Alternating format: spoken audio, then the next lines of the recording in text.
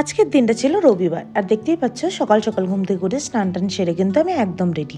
বাড়িতেও সবাই রেডি হয়ে গিয়েছিল, আর সবাই মিলে বেরিয়ে পড়লাম ব্যাঙ্গালোরেরই টুকিটাকি কয়েকটা জায়গা ঘুরে দেখবো বলে। আজকের দিনটা আমরা এভাবেই প্ল্যান করেছিলাম যাতে পুরো ব্যাঙ্গালোর শহরটাকে মাদেরকে হালকা করে এক্সপ্লোর করাতে পারি। তাই প্রথমেই চলে গেলাম মেট্রো স্টেশন। মেট্রো করে আমরা চলে এলাম ইসকন টেম্পল।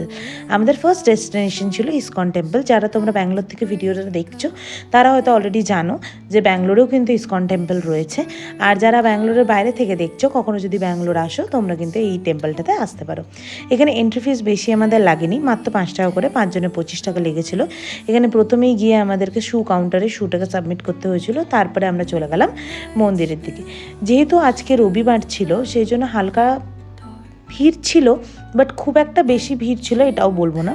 আর ওয়েদারটা ভীষণ সুন্দর ছিল, প্রচণ্ড সুন্দর হাওয়া দিচ্ছিল, আর মন্দিরের ভিতরের অ্যাম্বিয়েন্সটা ভীষণ পিসফুল লাগছিল।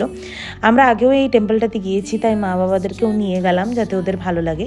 এই টেম্পলটা কিন্তু ইসকন হলেও সাউথ ইন্ডিয়ান স্টাইলের আদলেই করা মন্দিরটা। প্রথমেই মন্দিরের ভিতরে ঢুকেই আমাদের দর্শন হয়ে গেল নরসিংহদেবের, আর তারপরেই শ্রী ভেঙ্কটেশ্বরের।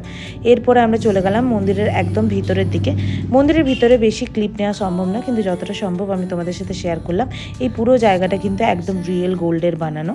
তারপরে আমরা ভোগ নিয়ে নিলাম, ভোগ খেয়ে খানিকটা সময় ভিতরেই স্পেন্ড করে বেরিয়ে পড়লাম। এরপরে আমরা ক্যাব বুক করে ডাইরেক্টলি চলে গেলাম লালবাগের উদ্দেশ্যে। তো এই জাস্ট আমরা এসে ঢুকলাম লালবাগে। তো লালবাগে এখন ম্যাঙ্গো ফেস্টিভ্যাল চলছে, আর এখন টিকিট কাটতে গেছে। এখানে কিন্তু টিকিট অনলি ক্যাশে কাটা যায়, অনলাইন পেমেন্ট হয় না। তো আপাতত আমরা থ্যাঙ্ক গড ক্যাশ ক্যারি করেছিলাম, তো আমরা এখন টিকিট কাটছি। টিকিট কেটে ভিতরে যাবো। টিকিট কেটে আমরা চলে গেলাম পার্কের ভিতরে। এটা অ্যাকচুয়ালি হচ্ছে একটা বোটানিক্যাল গার্ডেন। এখানে খুব ভালো ভালো ভ্যারাইটিস টাইপের তোমরা গাছ দেখতে হবে। প্রথমে আমরা যে গাছটা দেখলাম, এই গাছটা কিন্তু আজ থেকে প্রায় 200 বছরের পুরনো একটা সিল্ক কটন, হোয়াইট সিল্ক কটনের গাছ। দেখতে ভীষণ ভালো লাগছিল। তারপরে পুরো পার্কটা আমরা ঘুরে দেখছিলাম, অনেকটা এরিয়া জুড়ে বানানো পুরো পার্কটা। ঘুরে দেখতে কিন্তু বেশ খানিকটা সময় লাগে, যেহেতু আমরা বিকেলের টাইম করে গিয়েছিলাম। ওয়েদারটা ভালো থাকায় আমাদের ঘুরে দেখতে খুব একটা অসুবিধা হচ্ছিল না।